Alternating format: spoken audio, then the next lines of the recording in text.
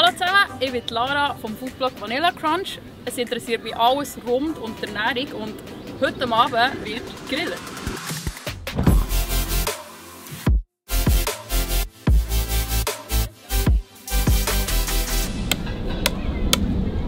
Hallo zusammen, ich bin der Moritz, ich spiele Unihockey beim Grasshopper Club Zürich und mache nebenbei Sport KV. Heute ist ein spezielles Grillen. Und zwar grillen wir Fleisch, aber das nicht wirklich Fleisch ist. Ich glaube, das ist noch mit... Ist das Tofu? Nein, das ist kein Tofu. Weizen, aber mal Soja, glaube ich. Kennt ihr Plantain? Habt ihr das schon mal gegessen?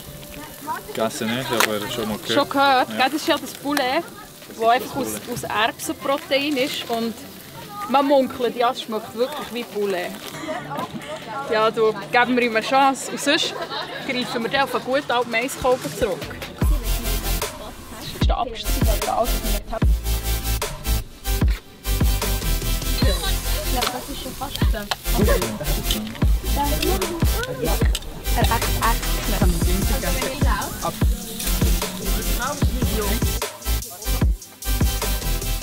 Ich muss jetzt wirklich sagen, ich habe schon lange nicht Poulet gegessen natürlich, aber für mich schmeckt es wie Poulet. Das fühlt sich an wie richtig Das stimmt alles. Das ist einfach Also, wie wenn Poulet. du das nicht weißt, dann... Also, jetzt wird ein gutes Stück probiert.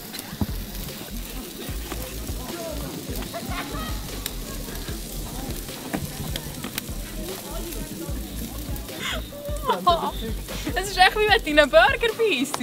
Komm! Die ist mega fein. Okay.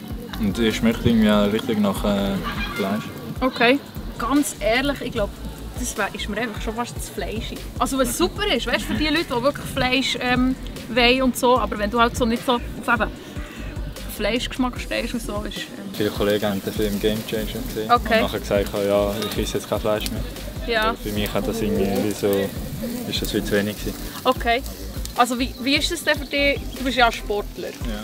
Und kannst du zum Beispiel sagen, dass es für dich ein Unterschied ist, wenn du jetzt vor dem Training Fleisch isst und dann trainierst? Ja. Oder wenn du etwas anderes isst? Es hat auch schon so Tage, wo ich vor dem Training auch mal ein bisschen Salami, ein bisschen Fleisch, Okay. so rohes Fleisch gegessen habe. Und dann merkt man es wirklich mega auf dem Bauch. Okay. Und ich habe das Gefühl, ich mag das nicht so. Du als Sportler, wenn du schon nur 1 oder 2 Tage nicht Fleisch isst, dass sich schon dann der ganze Körper eigentlich darauf einstellt und wie anders funktioniert.